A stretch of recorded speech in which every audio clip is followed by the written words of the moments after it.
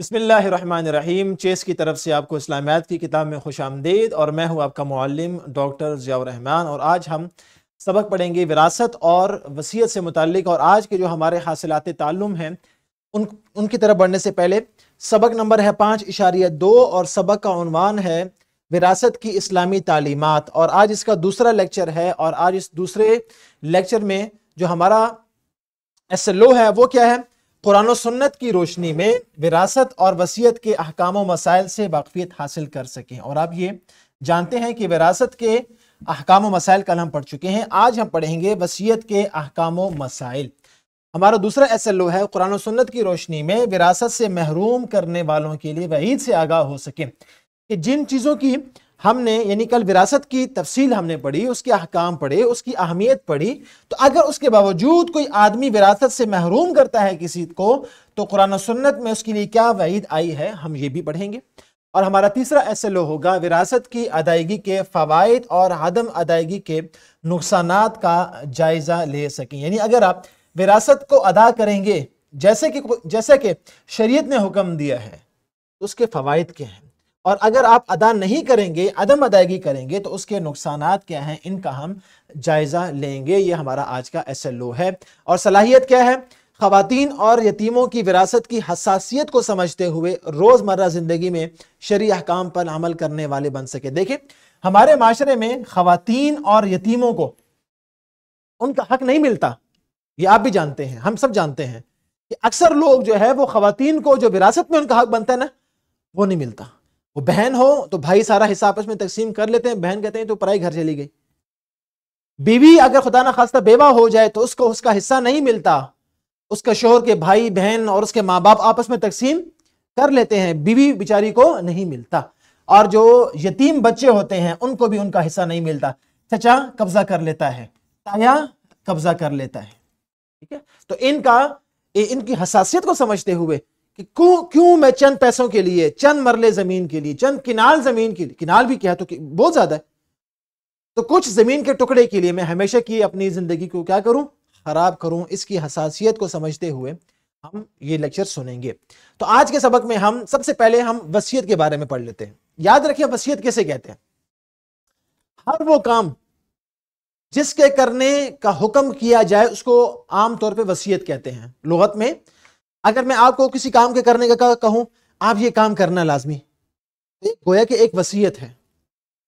یہ کیا ہے؟ وصیت ہے۔ ہر وہ کام جس کے کرنے کا کہا جائے لغت میں اس کو وصیت کہتے ہیں، لیکن آج کل عرف عام میں وصیت کہتے ہیں مرنے والا مرنے سے پہلے جس کام کے کرنے کا یا نہ کرنے کا کہہ کر جائے اس کو وصیت کہتے ہیں۔ موت سے پہلے اگر کوئی انسان کسی کام کے کرنے کا، یا فلاں پر میرا قرض ہے اس سے پیسے لینے ہیں، یا فلاں کا مجھ پر قرض ہے میں نے اس کے پیسے دینے ہیں، یا میرے ذمہ اتنی نمازیں ہیں ان کا فدیہ ادا کرنا ہے، تو ایسی باتیں جو ہیں ان کو کہتے ہیں وصیت۔ تو لغت میں یعنی لغت میں ڈکشنری میں ہر وہ کام جس کے کرنے کا حکم دیا جائے اس کو وصیت کہتے ہیں۔ اور عرف عام میں یعنی عام طور پہ آپ اور میں موت سے قبل کسی کام کے کرنے کا حکم دینا کیا کہلاتا ہے؟ وصیت کہلاتا ہے۔ جیسے مثال کے طور پر میں نے آپ کو کچھ مثالیں دی۔ اب وصیت کس کے لیے کی جاتی ہے؟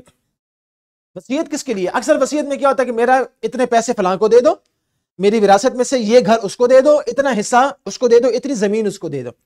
وصیت کا سب سے بنیادی حکم کیا ہے وہ یاد رکھیں کہ وصیت جو ہوتی ہے 1/3 مال میں ہوتی ہے، 1/3، 1/3۔ اس سے زیادہ مال کی آپ وصیت نہیں کر سکتے۔ آپ کسی کو ایسا نہیں کہہ سکتے میرے سارے کا سارا مال اس کو دے دو، ایسی وصیت کرنا جائز نہیں ہے۔ میرا آدھا مال اس کو دے دو، نہیں، ایسی وصیت کرنا جائز ہی نہیں ہے۔ 1/3 مال، 1/3، 3,000 میں سے 1,000، 3 کروڑ میں سے 1 کروڑ، 1/3، 1/3، اتنی وصیت کی لمٹ ہے، اس سے زیادہ کی آپ وصیت نہیں کر سکتے۔ سمجھ آئی؟ یہ ایک بنیادی سی چیز ہے۔ اچھا، آپ وصیت کریں گے کس کے لیے؟ ایسے رشتہ دار جو آپ کے مستحق ہیں۔ کل ہم نے ایک بات پڑھی تھی نا کہ جو وراثت ہے اس کی ترتیب ہے، سب سے پہلے اصحاب الفرائض کو ملتا ہے، پھر عصبات کو ملتا ہے، پھر ذوی الارحام کو ملتا ہے، ٹھیک ہے؟ اب ذوی الارحام میں بعض آپ کے رشتہ دار بہت غریب ہوں گے، مستحق ہوں گے، لیکن ان کو حصہ نہیں مل رہا۔ عصبات میں بعض آپ کے رشتہ دار اور عزیز مستحق ہوں گے، لیکن چونکہ اصحاب الفرائض میں وہ تقسیم ہو چکا ہے، اس کو نہیں مل رہا، تو ایسے لوگوں کے لیے آپ وصیت کر سکتے ہیں کہ چونکہ میرے مرنے کے بعد ان کو حصہ نہیں ملے گا، ان کو حصہ نہیں ملے گا، اس لیے آپ وصیت کر جائیں کہ میرے مرنے کے بعد اتنا کنال زمین، اتنا پیسہ، اتنا روپیہ یا بزنس کا اتنا شیئر اس کو دے دیں، اس کے لیے وصیت کر سکتے ہیں۔ یہ ایک رستہ ہے کہ جو لوگ بالکل محروم ہو رہے ہیں وراثت میں، نہ ان کو بھی کچھ نہ کچھ مل جائے۔ تو ایسے رشتہ دار جو امداد کے مستحق ہوں لیکن وراثت میں ان کو حصہ نہ مل رہا ہو، تو وصیت کے ذریعے ان کی مدد ہو سکتی ہے۔ یہ ہے وصیت کا ایک بنیادی فلسفہ کہ اگر آپ سمجھتے ہیں کہ وراثت میں ان کا حصہ نہیں بن رہا لیکن مستحق ہیں، غریب ہیں، یا آپ کو یہ محسوس ہو کہ میرے مرنے کے بعد ان کا خیال کسی نے نہیں کرنا، تو آپ وصیت کر سکتے ہیں۔ جیسے باپ کو یہ محسوس ہو کہ میرے مرنے کے بعد میرے بھائی میرے سارے مال پہ قبضہ کر لیں گے، تو اب وہ وصیت کر لے بچوں کے لیے کہ میرے یہ جائیداد بچوں کے نام ہے، 1/3۔ اس کو یہ پتہ چل جائے کہ میری بیوی پہ ظلم ہوگا، میرے بھائی سارے مال پہ قبضہ کر لیں گے، میری بیوی کو کوئی حصہ نہیں دیں گے، اس کی ساری زندگی رل جائے گی، تباہ ہو جائے گی، تو اپنی بیوی کے لیے وصیت کر سکتا ہے۔ تو اس مقصد کے لیے آپ وصیت کر سکتے ہیں، کسی کو نقصان پہنچانے کے لیے وصیت کرنا جائز نہیں ہے۔ اب وصیت کا حکم کیا ہے؟ یاد رکھیں، وراثت کے جب احکام آ گئے تو اب وصیت کرنا واجب نہیں ہے، ضروری نہیں ہے وصیت کرنا، جائز ہے، واجب نہیں ہے، جائز ہے۔ وصیت کر لے تو بھی جائز، وصیت نہ کرے تو بھی جائز۔ وصیت نہ کی گناہ نہیں ہے، کر لیا ٹھیک ہے، نہ کیا گناہ نہیں ہے، لیکن وصیت کر لے تو افضل ہے۔ بات سمجھ آ گئی؟ وصیت کرنا نہ کرنا دونوں کیا ہیں؟ جائز۔ نہ کیا گناہ نہیں، کر لیا ٹھیک ہے، اور کرنا زیادہ افضل ہے نہ کرنے کے مقابلے میں، ٹھیک ہے۔ اور وصیت کرنا واجب نہیں، یہ ایک وصیت کا حکم میں نے بتایا کہ وصیت کرنا واجب نہیں ہے، جائز ہے۔ کرنا نہ کرنا دونوں جائز ہے، لیکن وصیت کر لینا یہ زیادہ کیا ہے؟ افضل ہے کہ فلاں کا اتنا قرض ہے، وہ آپ ادا کرنا ہے، فلاں کے ساتھ میرے مالی معاملات یہاں تک پہنچے ہیں، بقایا مال آپ نے اس سے لے لینا ہے، یا میری اتنی نمازیں، اتنے روزے مجھ پر قضا ہیں، ان کا فدیہ ادا کرنا ہے، قسم کا فدیہ مجھ سے رہتا ہے، یا جو بھی حج کے بارے میں یہ کہنا کہ ایک حج مجھ پر فرض تھا لیکن میں نہ کر سکا، تو ایسی وصیت کرنا جائز ہے، ٹھیک ہے۔ اب اگر کوئی آدمی وصیت کرتا ہے تو بہتر یہ ہے کہ 2 گواہوں کی موجودگی میں تحریر کر لیا جائے تاکہ بعد میں کوئی اختلاف نہ ہو۔ ایسا نہ ہو کہ زبانی کلامی بات کر لے، لوگ کہیں میں نے فلاں موقع پہ سنا تھا، ایسا نہیں۔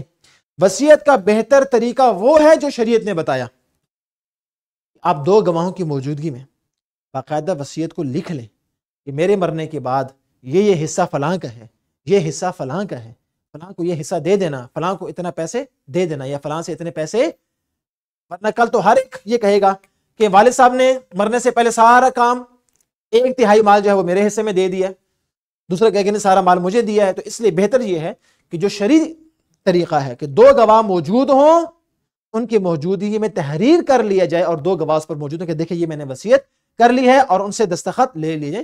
جیسے آج کل کیا ہوتا ہے، اسٹامپ پیپر ہوتا ہے، پہلے سے یہ یعنی پکا اور شرعی کام کر لیا جائے کہ وصیت کی تحریر ہو تاکہ اس پر عمل کرنا کیا ہو؟ آسان ہے۔ اب ایک آدمی نے اگر کوئی وصیت کی ہے، ٹھیک ہے، تو وصیت پر عمل تو کیا جائے گا، لیکن اس سے پہلے جو قرض ہے وہ قرض ادا کیا جائے گا۔ کل ہم نے جو وراثت کا مسئلہ ہے وہاں بھی ہم نے کل یہی پڑھا تھا کہ وراثت کے مسئلے میں بھی پہلے آپ قرض کی رقم ادا کریں گے، اس کے بعد آپ وراثت کو تقسیم کریں گے۔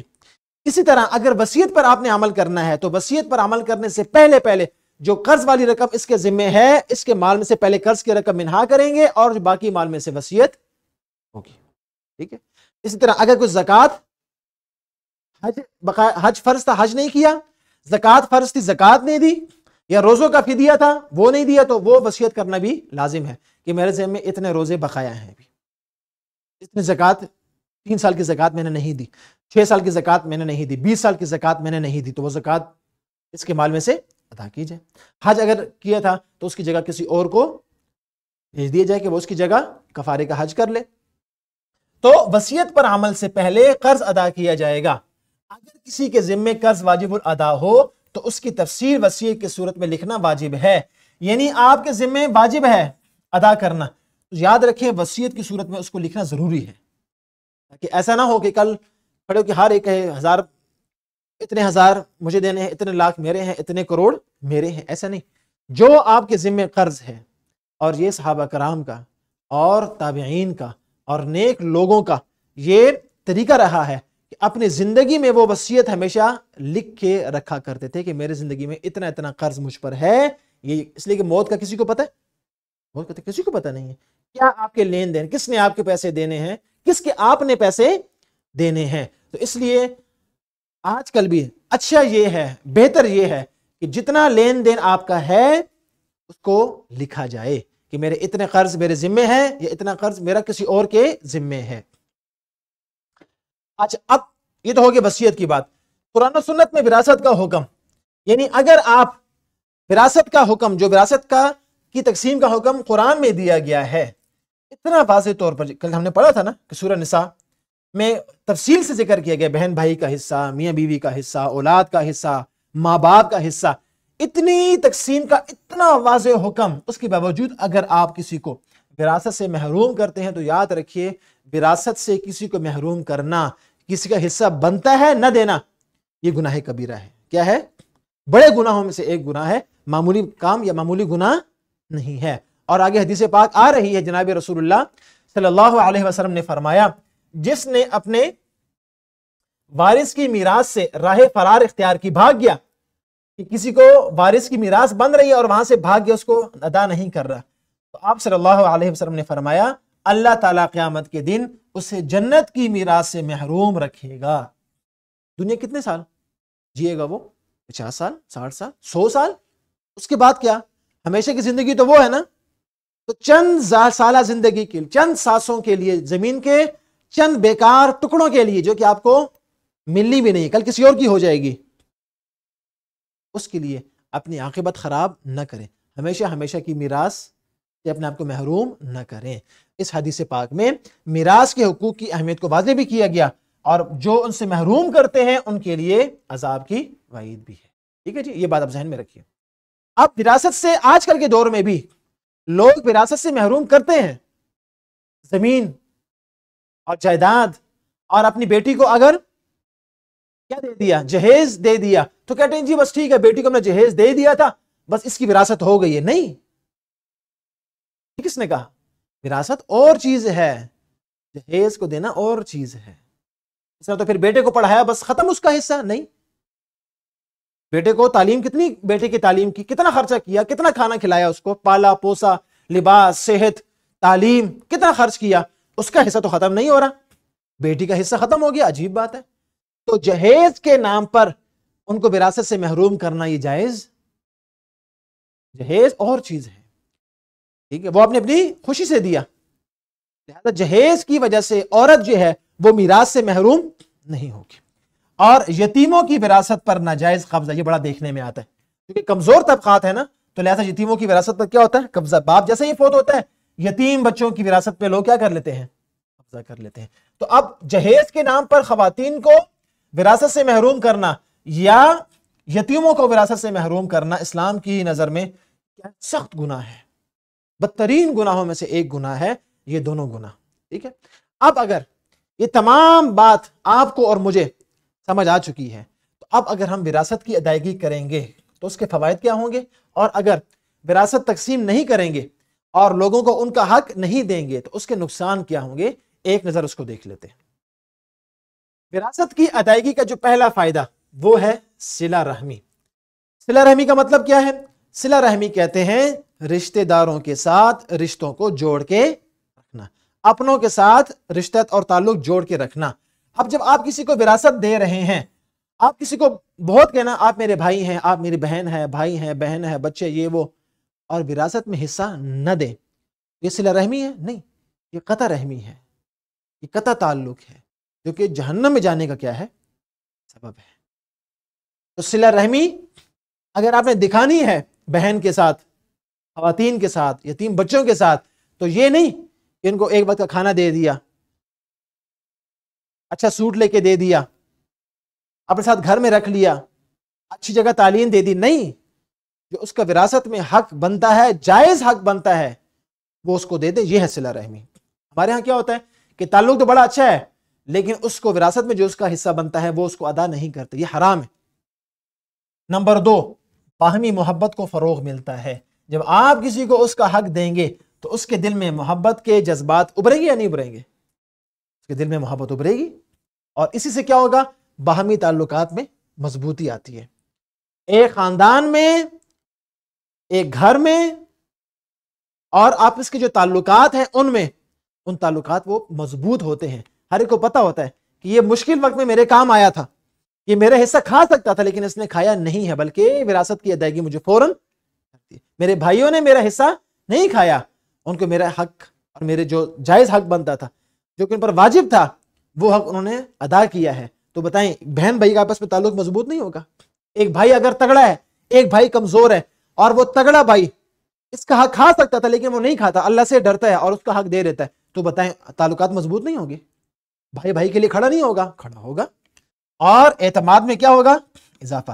کبھی بھی معاشرے میں بد اعتمادی نہیں ہوگی، کبھی بھی نہیں ہوگی۔ یہ ایسا نہیں ہے کہ ایک بھائی دوسرے کو حصہ کھا جائے تو کل وہ اس پر اعتماد کرے گا، وہ کہے گا آؤ اکٹھے مل کے دکان کا آغاز کرتے ہیں، کاروبار کا آغاز کرتے ہیں۔ تو آپ نے تو اس کا وراثت میں حصہ ہی کھا لیا، تو آپ پر اعتماد کیوں کرے گا؟ وہ اعتماد نہیں کرے گا۔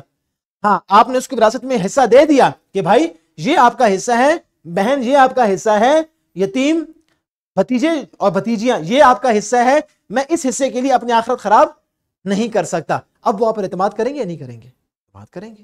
اسی طرح قرآن و سنت قرآن و سنت کی تعلیمات پر عمل کا موقع ہے۔ جو قرآن نے کہا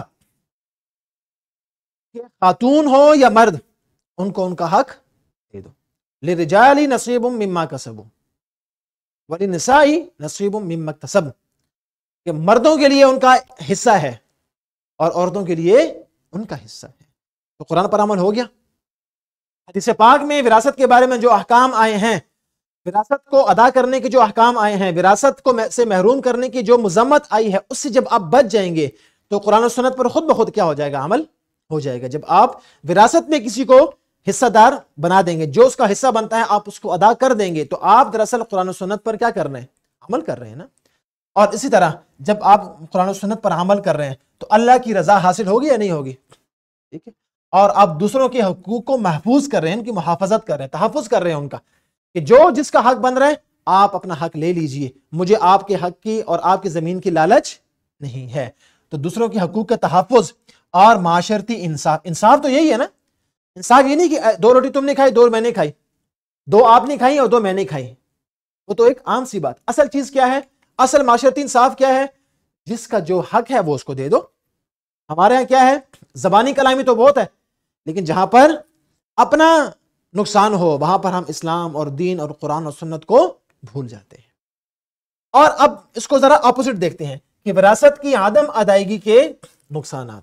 یاد رکھیں ابھی جو ہم نے اس کے فوائد پڑھے انہی کا متضاد ہو جائے گا اگر ہم وراثت کو ادا نہیں کریں گے۔ دیکھیں مثلا اگر آپ وراثت ادا نہیں کریں گے، آپس میں صلہ رحمی رہے گی؟ نہیں رہے گی نا۔ تعلقات بحال رہیں گے؟ نہیں رہیں گے نا۔ رشتہ داری بنی رہے گی؟ نہیں۔ گھر کیوں ٹوٹتے ہیں؟ آج کل گھر ٹوٹنے کی جو بڑی وجہ ہے، ایک تو طلاق ہے، دوسرا وراثت۔ طلاق کے ذریعے سے گھر ٹوٹ رہے ہیں اور دوسرا زمین کے لیے گھر ٹوٹ رہے ہیں۔ بھائی بھائی سے الگ ہے، بھائی بہن سے الگ ہے، بہن بہن سے الگ ہے، ٹھیک ہے، یہ اسی سے الگ ہے۔ تو قطع تعلق ہی ہوگی، رشتے ٹوٹیں گے اور نفرت کے جذبات کیا ہوتے ہیں؟ پیدا ہوتے ہیں۔ ظاہر ہے جب آپ کسی کو اس کے حق سے محروم کریں گے وہ آپ سے محبت کرے گا، وہ نفرت کرے گا آپ سے۔ اور سکون اور اطمینان کا خاتمہ ہے۔ جب آپ کسی اور کا سکون چھینیں گے تو یاد رکھیں آپ بھی سکون سے نہیں رہ سکتے۔ میں اگر کسی کا سکون چھینوں گا تو میں سکون سے رہوں گا؟ مجھے ہر ٹائم خطرہ ہوگا اس کا تو میں نے زمین کھا لیا، اگر اس کو موقع ملا تو مجھے واپس نقصان پہنچائے گا، تو میری زندگی میں سکون ہوگا نہیں۔ لیکن اگر میں کسی کو اس کا حصہ دے دوں گا، میں کہوں گا الحمدللہ جو اس کا حق بنتا تھا میں نے اس کو دے دیا ہے، اب مجھے کسی سے کوئی خطرہ نہیں ہے، تو سکون بھی ہوگا، اطمینان بھی ہوگا، تسلی بھی ہوگی، تسکین بھی ہوگی۔ لیکن اگر میں کسی کا حصہ ادا نہیں کروں گا تو نہ سکون ہوگا اور نہ اطمینان۔ اور جہاں پر وراثت میں حصہ نہ دیا جائے، یاد رکھیں وہ معاشرہ معاشرتی اخلاقی طور پر دیوالیہ ہو جاتا ہے، وہاں پر اخلاقیات ہوتی ہی نہیں، بنیادی اخلاقی رویے وہاں پر موجود نہیں ہوتے۔ اور ایسا کوئی نہ سمجھے کہ اگر میں نے اس کا حصہ نہیں دیا تو میرا رزق بڑھ جائے گا. ایسا نہیں ہوگا, آپ کا رزق نیچے ہی آئے گا, رزق میں برکت ختم ہو جائے گی, بے برکتی ہوگی اور اللہ کی رحمت سے محرومی. آپ نے کیا سوچا تھا کہ آپ اس کی وراثت میں حصہ لے کے آپ امیر بن جائیں گے؟ اللہ کا نظام چلے گا اور آپ کے پاس رزق ہوگا لیکن آپ اس سے محروم ہوں گے. ڈاکٹر آپ کو منع کر دے گا, آپ یہ نہیں کھا سکتے. اللہ تعالیٰ ایسی بیماری لگا دے گا کہ آپ نعمت کے ہوتے ہوئے اس سے استفادہ نہیں کر سکیں گے, نہیں کھا سکیں گے. ٹھیک ہے, اور اللہ کی رحمت سے محرومی ہوگی. اور یہاں پر آپ حقوق العباد کی پامالی کر رہے ہیں اور اجتماعی پورے معاشرے کا نقصان کر رہے ہیں, معاشرے کے ایک ایک فرد کا نقصان کر رہے ہیں. اب خواتین اور یتیموں کی وراثت کی حساسیت یاد رکھیں. یتیموں کی پرورش کے ساتھ ان کی وراثت کا تحفظ یہ ہر مسلمان پر لازم ہے. قرآن پاک میں آتا بھی ہے کہ اپنے مالوں کو یتیم کے مال کے قریب ہی مت لے کے جاؤ. وَلَا تَقْرَبُوا مَالَ الْيَتِيمِ.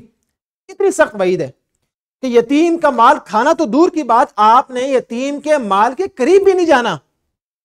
اپنے اموال کو یتیم کے مال سے ملانے بھی نہیں, اس کا مال الگ ہے.